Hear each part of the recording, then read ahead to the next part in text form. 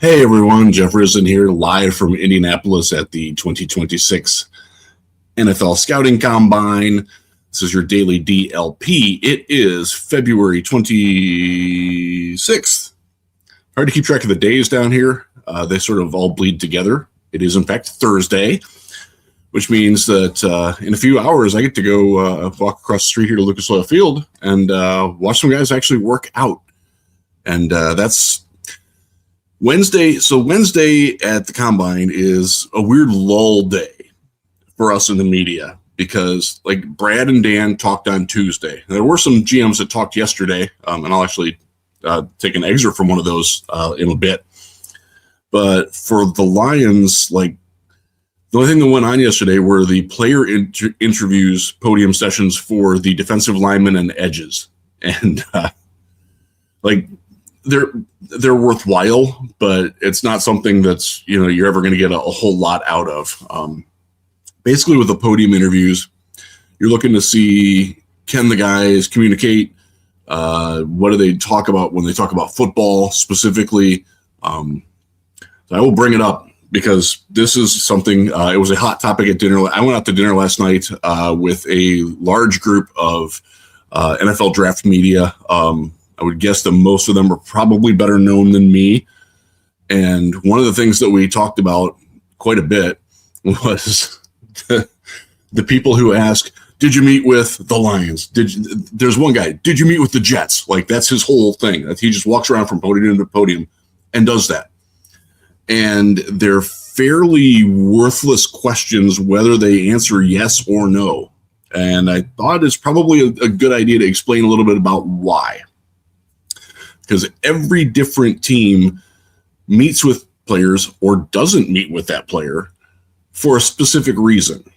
There are methods to their madness.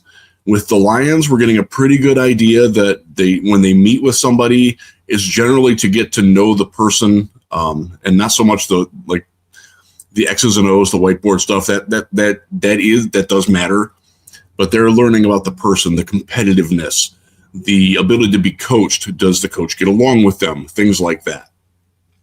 There are other teams. I covered one of them for a while where they're very into the X's and O's of it. Can you break down exactly what you were seeing on this play? Even as a defensive tackle, tell me what you do in this situation, what you're coached to do, what your scheme tells you to do, and what you did on this play that either did it or the Lions don't typically get into that sort of thing. And there are times where there are players that they meet with just because their agent happens to have a more prominent player that they're interested in, or a college teammate that they want to talk about. Lions don't do that as much as other teams do, but you're going to hear a lot of, they met with the Lions formally, informally. I won't say that it's worthless information, but be careful in reading too much into it because they have drafted guys. Just as an example, Kirby Joseph, he only had an informal visit here and came away from the Combine thinking that the Lions weren't super interested in him. There is one Lions player that was drafted in this regime that they never met with at all. But then there are also guys that they met with that did help themselves with it. And I can't say who it was, but there was some player 2 drafts ago who definitely helped his standing with his interview with the team. So that door swings both ways. But just because the Lions hadn't met formally with a player by the time that they did their interview, and by the way, the players are still here. They don't leave until after their workouts are done. So yesterday was their podium sessions. Well, they still had all of yesterday and sometimes today, and a lot of them will stay tonight into tomorrow for the defensive linemen. So it doesn't mean that at that time they hadn't done it, but that doesn't mean that they're not going to meet with them at some point. So I thought that I would get that out. Let's talk about one of the media sessions that did come up yesterday. It is Lions related, and that was because the Dolphins GM, who used to be with the Packers, he's new. They were interviewing for head coaching candidates this offseason to replace Mike McDaniel, who, by the way, is really, really not well regarded around the league. I was kind of surprised at that. He did not help himself with his Miami tenure, unfortunately.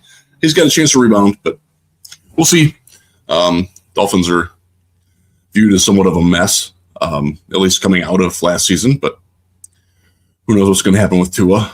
Who knows what's happening with Kyler Murray? Quick aside, one of the things that we were talking about last night was we were trying to figure out who in the heck is going to be playing quarterback for the New York Jets and Aaron Glenn this year. And the consensus was Kyler Murray, probably, but nobody really knows. Fun to speculate on that kind of stuff. It is not a great year to need a quarterback in any circumstance, unless you're the Raiders and you get Fernando Mendoza at the top of the draft. But back to the Dolphins. They interviewed Kelvin Sheppard, the Lions defensive coordinator, for their job.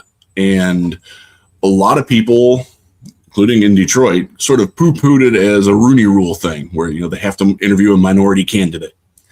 And the way that their GM talked about Shep made it very clear that he was a very serious candidate to get it. And I will bring up the excerpt, and this is from Pride of Detroit. They did a good job.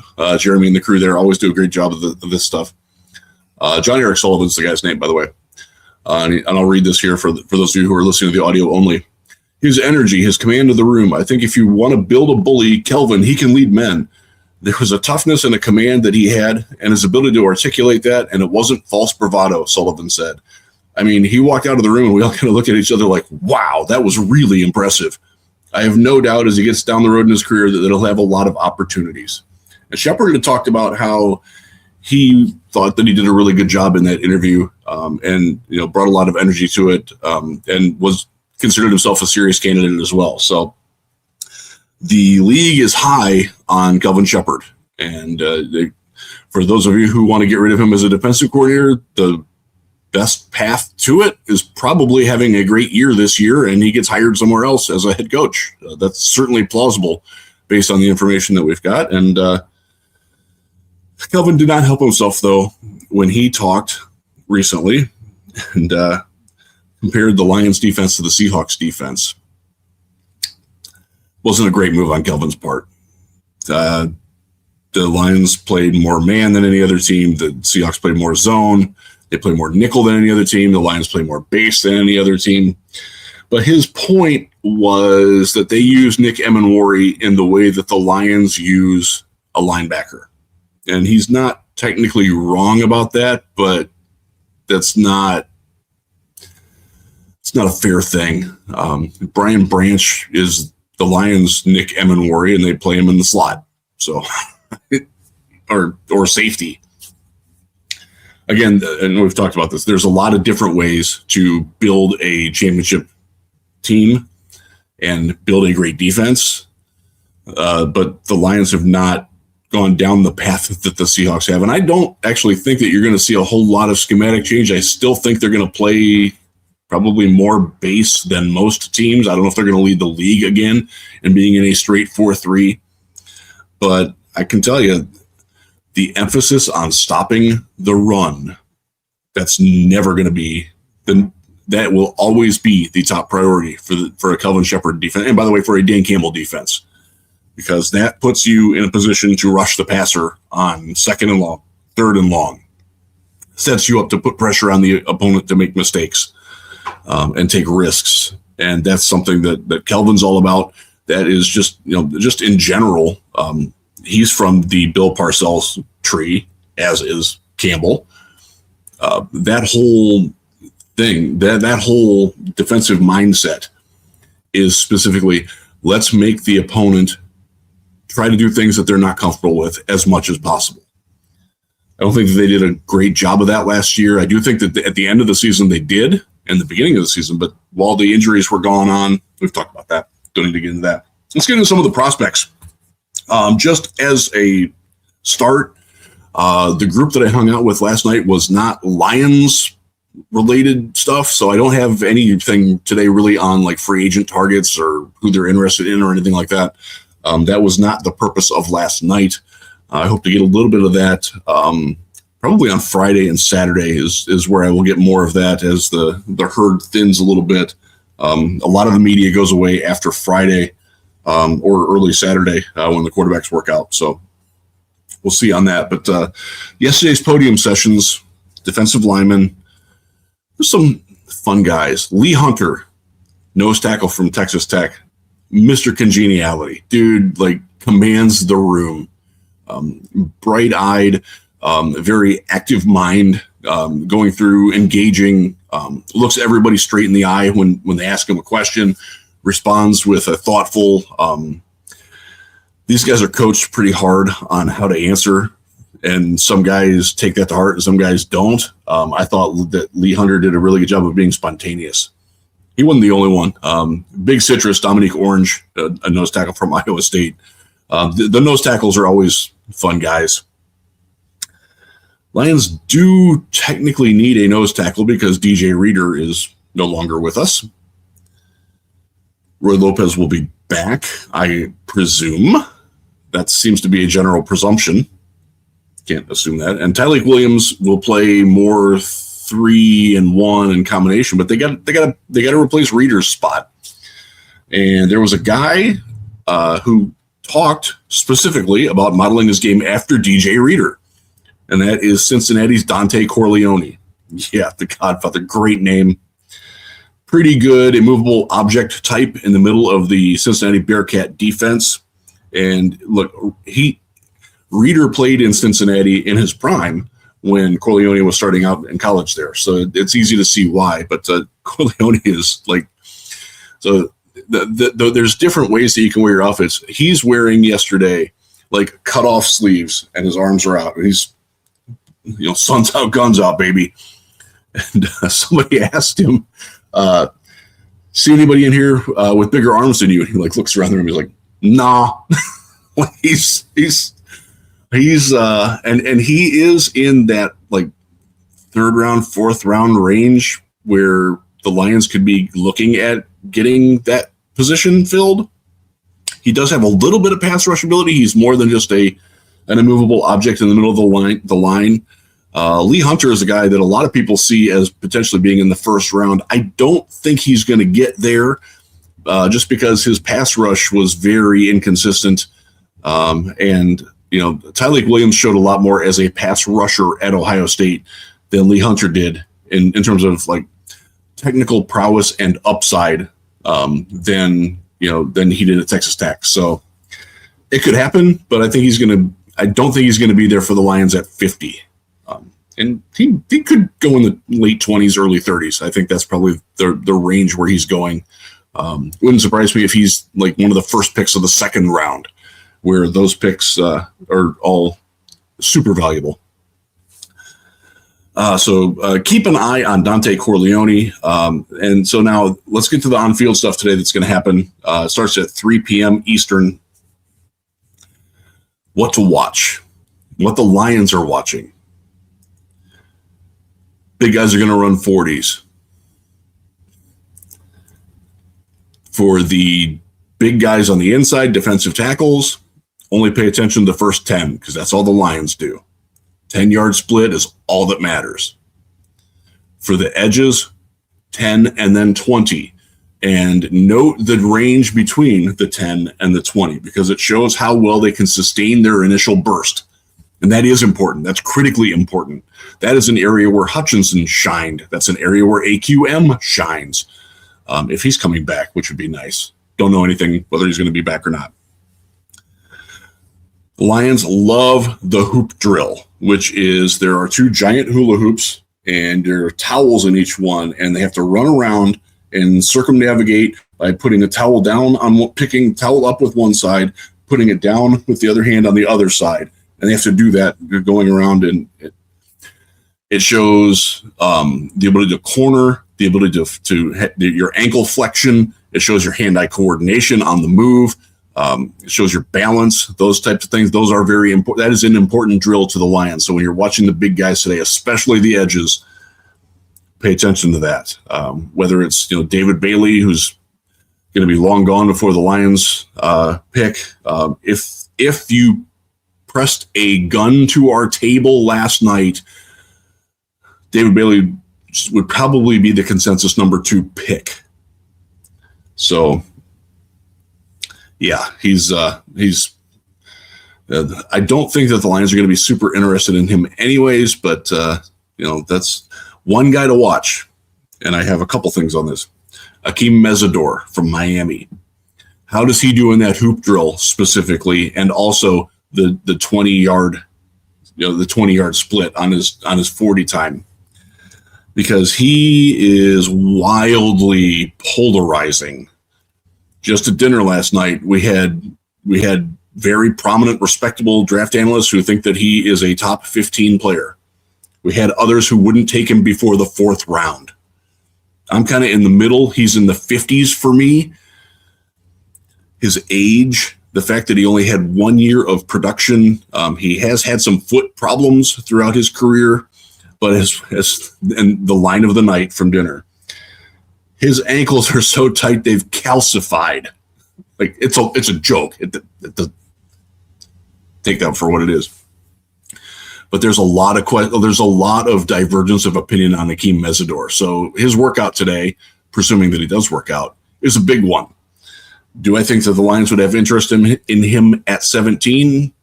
Can't say they don't. I think that they would probably look elsewhere first, but if those options are gone, can't take him away. But again, he's overaged. He is physically maxed out, and he is not a live athlete. Again, he's a really good football player, though, and that's what the Lions, one of the qualifying characteristics for the Lions is, are you a good football player? Do you love football? This dude clearly loves football. So that's one to watch for today. A couple other notes that came from the dinner, and this is more national draft-based. There's a growing conviction that Kyle Lewis, the hybrid linebacker safety from Pittsburgh, will be the Seahawks pick at number 32. There's a lot of Lions fans that are still taking him in like the 4th and 5th rounds in draft simulators. Forget about it. Not going to happen. I don't know if he'll be the Seahawks pick at 32, but it would be, based on everything I've heard, it would be surprising if he's there at 50. And he is that type of hybrid, the Nick Emenwari, the Kyle Hamilton. Caleb Downs isn't that big, but he's that sort of way. That kind of overhang edge safety linebacker weapon. He does fit into that very nicely. And he is one of the biggest winners of the All-Star circuit, the Shrine Bowl and Senior Bowl. Really helped himself a lot there. A couple other ones that came out. There are a couple of very prominent draft analysts who believe that LT Overton is not going to get drafted at all.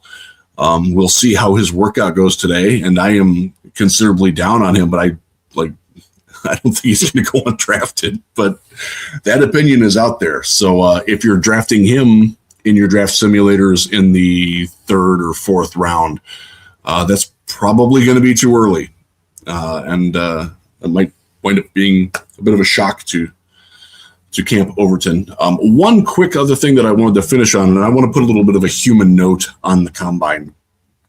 Where I'm staying is where a lot of the players' parents are staying. And breakfast the last couple of mornings has been, it's very interesting watching the parents interact with one another. Now, the Iowa guys, I think all of them are staying here. So like they're a fraternity thing, and they're doing their own thing, and they all know each other very well. But when you see the other things, it reminds me a lot of when I was an AAU basketball parent. My son played Nike EYBL, and there was always an uneasiness. Like there's a respectful cordiality. Like, okay, like you're here, like your kid's good, my kid's good. Like, yeah, we got that in common. But at the same time, like we might be competing for the same scholarship offers. Like we're going at it. We're going to be battling later today, maybe. And so it's like smiling eyes, but then like look away. And I saw a whole lot of that at breakfast the last couple of days, where the parents are like, they're so proud to be here. They're so proud of their kid, and their kid is getting to live out their dream and be at the combine and is going to go into the NFL. But they don't know where, and they don't know exactly when. And it's very uneasy for them. And it's, you know, maybe it's because I'm a sports parent, but it's powerful, honestly. And when you're thinking about all these players and when we're talking bad about their prospects, remember, and I do try to remember this because I've been hit by it. Their parents do check this stuff. They do read. They do watch. They do pay attention to what's said about their kids. And it can be hurtful when people slam their no talent, stiff kid. And it's difficult to be critical of the skills, but it is what it is. And the only counter to that, I would say, and I've had this conversation with a couple of parents, not this year, but in the past, of guys that I've been critical of, like, part of the job of being a professional is taking that sort of criticism and putting it behind them or using it as fuel to help them get better.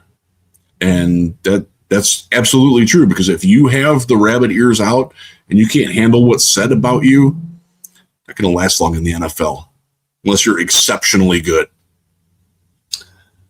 With that, we will call it a daily for today. Thanks for being with me. Thanks for liking and subscribing to the channel. Have another one of these tomorrow that will be reviewing what we saw today and anything that I might hear on these streets tonight. Although, as I'm repping here, Michigan Tech, go Huskies. They play tonight, home game. I will be streaming and watching that, and I will also be watching my daughter's last high school basketball game of the regular season is also tonight, so I won't be getting out until late. So I might not have the most information on like what the Lions are going to do in free agency tomorrow either, but we'll have some feelers on. I'll be out and about all day. So with that, Jeff Riston signing out. Be good to one another.